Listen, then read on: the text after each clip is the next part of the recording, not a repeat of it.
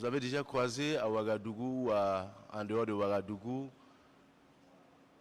les forces de l'ordre en colonne en train donc de faire mouvement. Vous les avez déjà croisés? Non. Vous n'en avez jamais croisé? Non. Moi, j'en ai croisé plusieurs fois. Quand on les voit venir, on leur cède le passage, pas par peur, mais par respect pour la mission qu'ils vont accomplir. Il y en a qui formulent des vœux de protection à leur égard, à haute voix ou souvent secrètement, espérant leur retour dans leur famille. Malheureusement, ce n'est pas toujours le cas.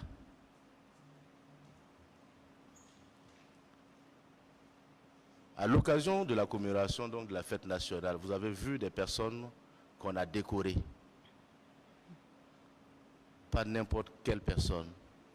Des personnes qui ont été mutilées parce qu'elles veillaient sur notre sécurité. Vous et moi, nous dormons en ville.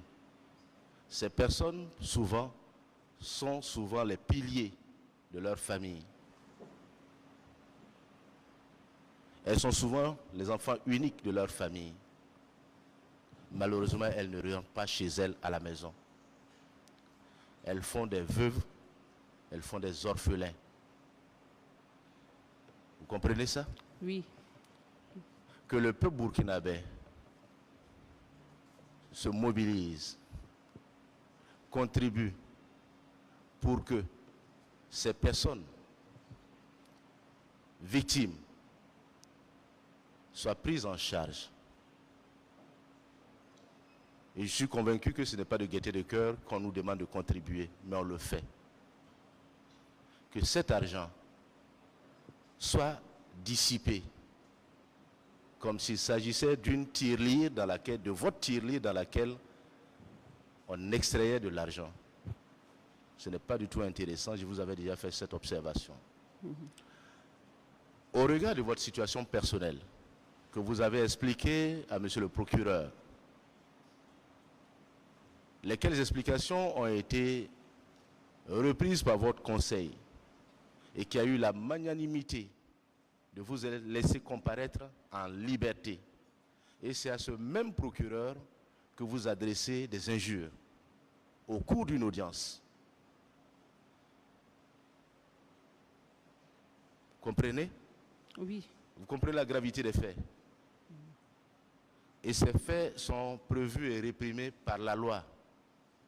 Qu'est-ce que vous avez dit exactement? Monsieur le Président, c'est ce matin que mon maître m'a montré l'audio là. C'est ce matin qu'il vous a montré l'audio? Oui, oui. Vous l'avez écouté? Je l'ai écouté. Et vous avez dit quoi dans l'audio? Franchement, vous avez dit quoi dans l'audio? Parce que moi-même, je l'ai écouté. Mais je veux que vous repreniez ça de votre personne.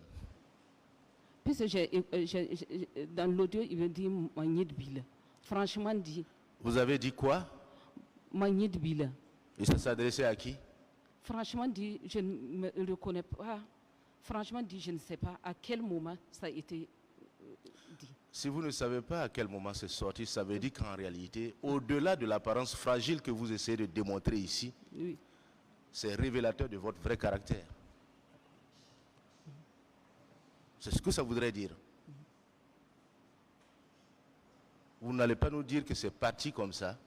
Et si c'est parti comme ça veut dire que vous avez l'habitude donc de le faire. Non. Mais pourquoi est-ce qu'à l'occasion d'une audience, dans une cause dans laquelle vous êtes mise en cause également, et cette personne qui a eu la magnanimité de vous laisser comparaître en liberté, les autres étant en détention, sous mandat de dépôt, et comparaissent ici escortés, que vous lui adressiez de pareilles insanités?